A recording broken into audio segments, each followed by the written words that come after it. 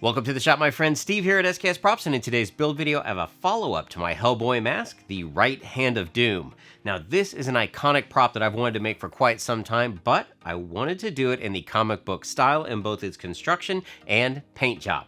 Now this Right Hand of Doom is of course made completely out of my HD foam, which you can find over at Blick Art Materials, and because of that, it's extremely lightweight, it sands fantastic, and it takes paint really, really well. And if you would like to build your own, because needless to say, I'm probably never going to cosplay as Hellboy, but having a giant Right Hand of Doom sitting in the back of my shop is, needless to say, fantastic. So if you would like to build your own, I have free PDF files available over on my website that you can download and build right along with me. I want to show you what it takes to put this Right Hand of Doom together and paint it. Let's go ahead and get started. Going back to my comics, I referenced Hellboy's hand to make a quick prototype just like I had done for the mask. Using some 10mm foam, I traced part A using a pencil. This is going to make up the main body of the arm. A heat gun can be lightly used to round this piece over. Weldwood contact cement is applied to either side, and this section can be firmly pressed together.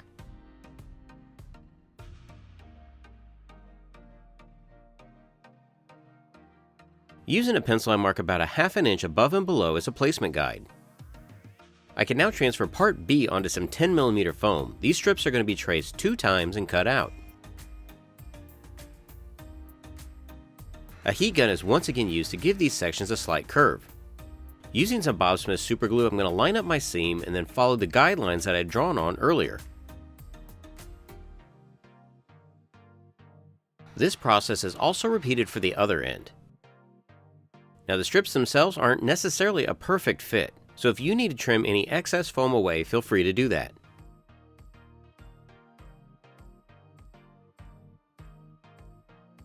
Now I'm going to transfer part C onto some 10mm foam 3 times. Just like before, I'm going to mark some basic guidelines and then use some super glue to glue the rings together. The ring that's closest to the wrist will stick out about 3/4 of an inch.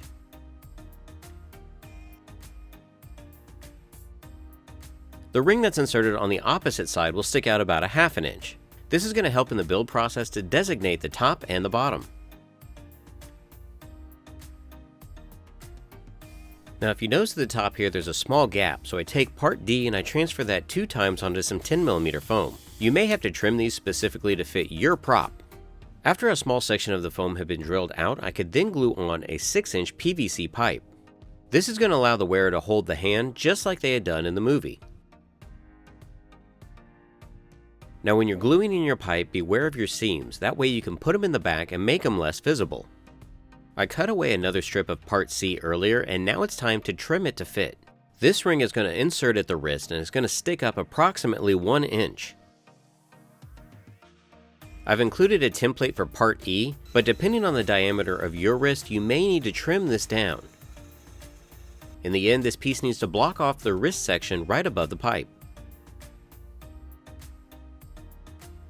Now I'm going to take part F and I'm going to transfer and cut that out of some 10mm foam. This piece is first marked with a pencil, again making sure to note where the pipe is on the interior. I'd recommend that the pipe line up parallel to the hand. This will be glued to the top ring, leaving a small gap on the back side. Now part G is a little tricky. It's first glued to the side of part F and then in the opposite corner. After that, glue is applied to the top on the inside and then the 2 pieces can be pressed together. And here you can see the lower section on part G is glued to the inside of part F. This is going to leave room for the thumb. The gap at the bottom of part G can now be glued to the top of the wrist section. Any additional foam on the sides and on the top that don't line up can be sanded smooth.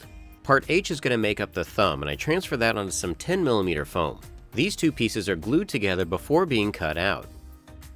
The base of the thumb can now be glued to the corner of part F as seen in the video. Part I can now be traced onto some 10mm foam. Now this is almost identical to part H, it's just a little bit bigger. So it's going to line up on the top and the side as well as being glued to the palm. Just like before, any additional foam overhang can be sanded smooth.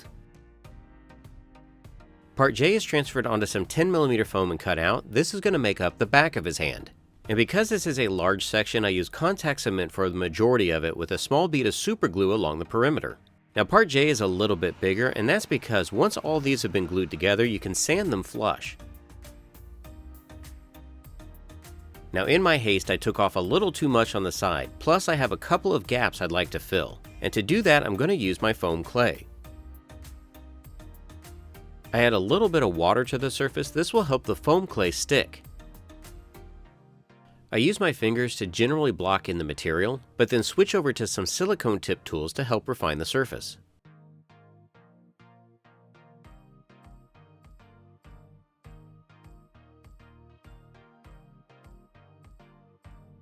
These are pretty thin applications, so tomorrow I can sand this all smooth.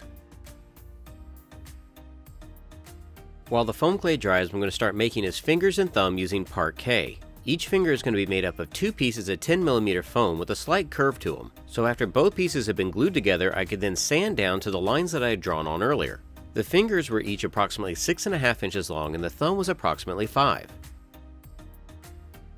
Using part L, I could then trace the segments onto each finger.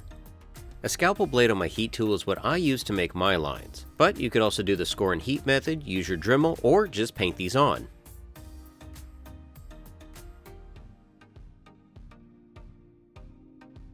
I traced around and glued each finger onto the palm, making sure to line up the back of the finger with the back of the hand.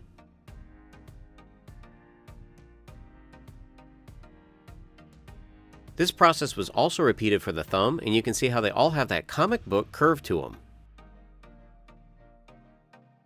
Part M was traced onto some 10mm foam 3 times, and part N was transferred once. All of these pieces were then heat sealed before being glued to the back of the hand. Now notice there's a slight overlap where the circles come up a little bit onto the fingers and the thumb.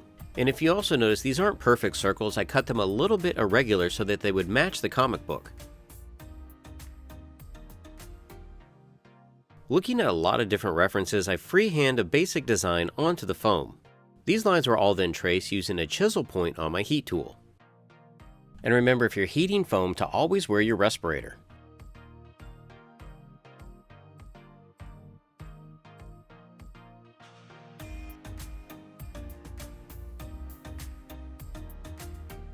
So this is what I would consider to be a static prop. And what I mean by that is that the fingers are not articulated. If you want to do that for yours, feel free. I'm actually going to link down in the description to my buddy Odin Makes. He made a realistic style right hand of doom not too long ago, and the fingers moved in that. But that wasn't the goal for my build. The goal for this build and for the mask was people that are brand new to foam smithing can put these together and have something awesome sitting on your shelf or for cosplay. And that's the whole point to this, right? It's all about having fun. You do it your way. Just like my mask, I sealed my foam with some Plasti Dip before adding some Krylon red oxide primer. This primer is going to act as a good base for the acrylics and will minimize how many layers I need for coverage. And just like the mask, the majority of this is going to be painted with some Liquitex cadmium-free red medium. A 1-inch mop brush is used to paint this pigment over the entire surface of the prop.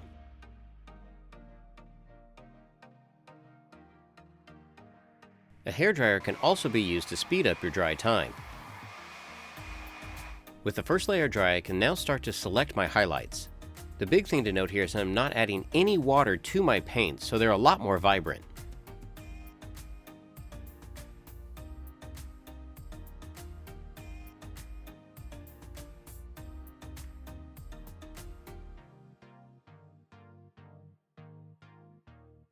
Here you can see, even though it's all red, there are variations in the hue that are making lights and shadows. Liquitex Mars Black is going to be used for all the details in the shading. Just like the cadmium, this is a very high pigment paint, so if I get any of it on the red, I wipe it off as soon as I can.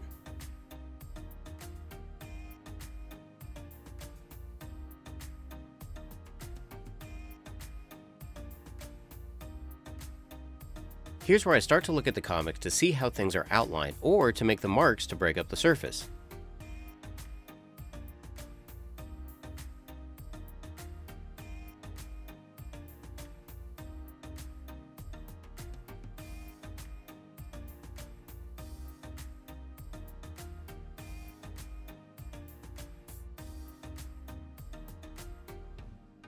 Remember, I have a seam on the bottom all in one line. I'm now going to use a shadow along the line just like I'd done on the mask, and that will help hide the seam.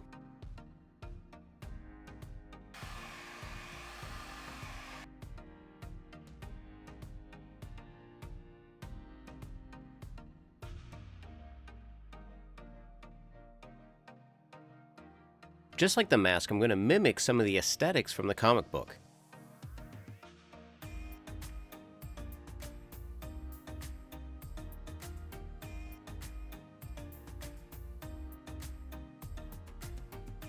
Now all the cell shading and pinstriping that I'm doing on this prop is really just an example. With your own, feel free to push these designs even further.